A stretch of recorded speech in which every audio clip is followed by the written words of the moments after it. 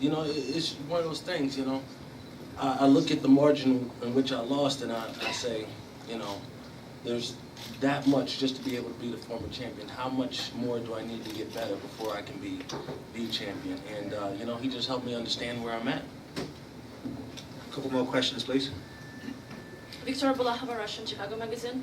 First of all, congratulations to everybody with today UFC and Fox event. And I have a couple questions. One is for Phil, one is for CHAEL.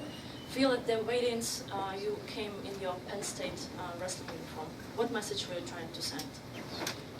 You know, just right now is just a good time for Penn State pride, you know, just keeping that good Penn State pride alive. And, you know, we went back and forth about our wrestling skills, so I just kind of want to remind them I'm from Penn State. And another question is for CHAEL. At the pre-fight press conference, you came with your belt that you stole in the middle of the night, like American Gangster from Anderson Silva.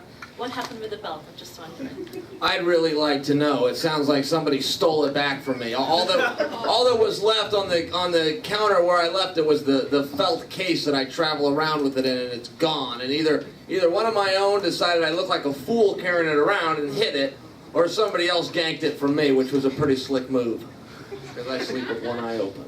Sat next to a policeman reporter. CHAEL, if over here, CHAEL, to your right, if Anderson Silva does try and avoid you and retires with his unbeaten middleweight championship run, given how close this fight was with Michael Bisping, do you think he should get a 5-round fight with you for the title? Well, first off, I hope not, and secondly, yeah, he probably should. But you know, as far as Anderson goes, you know, good for him. He doesn't want to fight anymore. So what? You know, I'd like to get to his spot someday. You know, I don't want to disparage what he's done. Good for him. Either way, he's at a point where he doesn't want to do this. He's faking injuries. He's making things up. He's telling the boss no. Good for him. I'd really like to be there myself.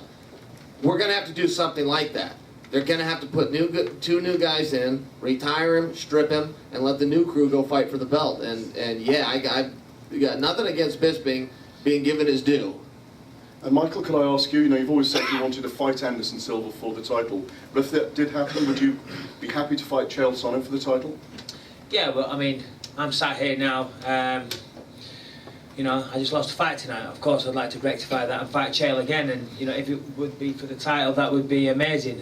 Yeah, I have always said I'd like to fight Anderson out of respect, you know, I mean, he's the, you know, pound for pound greatest fighter in the world, and I'd always love to test myself against that guy and see how I get on. I think I do better than what a lot of people have done.